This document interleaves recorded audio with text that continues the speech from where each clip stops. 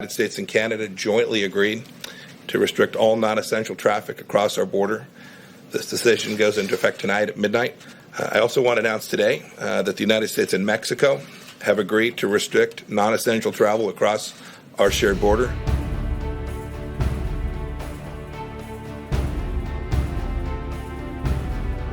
Your State Department, your entire national security team is staying focused on the other diplomatic challenges around the world.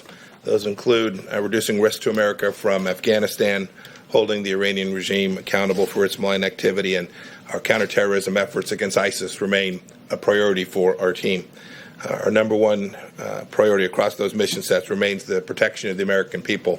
The President and our team are very focused on it. I'll take this moment, too, to thank my team, State Department team, who is working long hours all around the world to take care of Americans who are stuck at places around the world. I'll talk about that more in just a minute.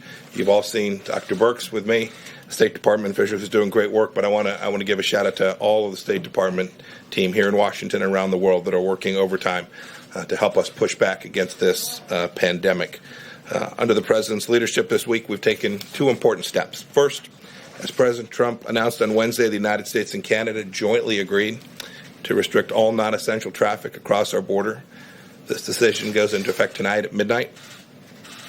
The restrictions will be reviewed after 30 days, and they exclude traffic and movement across the border for work or other essential reasons. We're grateful to have such an outstanding friend to the north who is committed, as we are, to defeating this virus.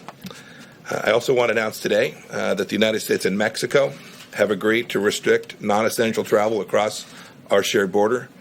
Both our countries know the importance of working together to limit the spread of the virus and ensure that commerce that supports our economy continues to keep flowing. Here, too, the United States is glad to have a friend who's working side by side us in the fight. Secretary Wolf will talk a little bit more about the details of how we're working alongside our partner in Mexico to keep our southern border safe and secure as well. On another note, yesterday the State Department issued a Level 4 global travel advisory. This means that all international travel from U.S. citizens should be avoided.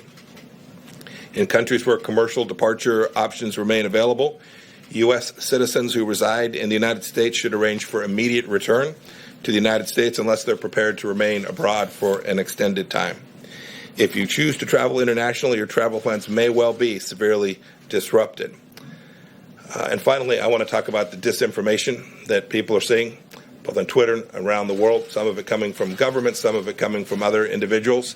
Just urge everyone, as they're seeing information that at one time suggested somehow this virus emanated from the United States Army, this information about lockdowns that are taking place.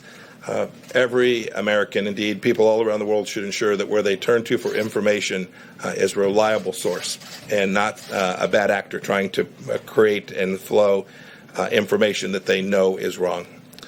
This is a tough fight. The American people are tougher. Our diplomatic teams are working around the clock to help them keep safe both home and abroad. And we're showing once again the global leadership that America has always delivered. And it's been great to see countries around the world rally behind what President Trump and our team are doing.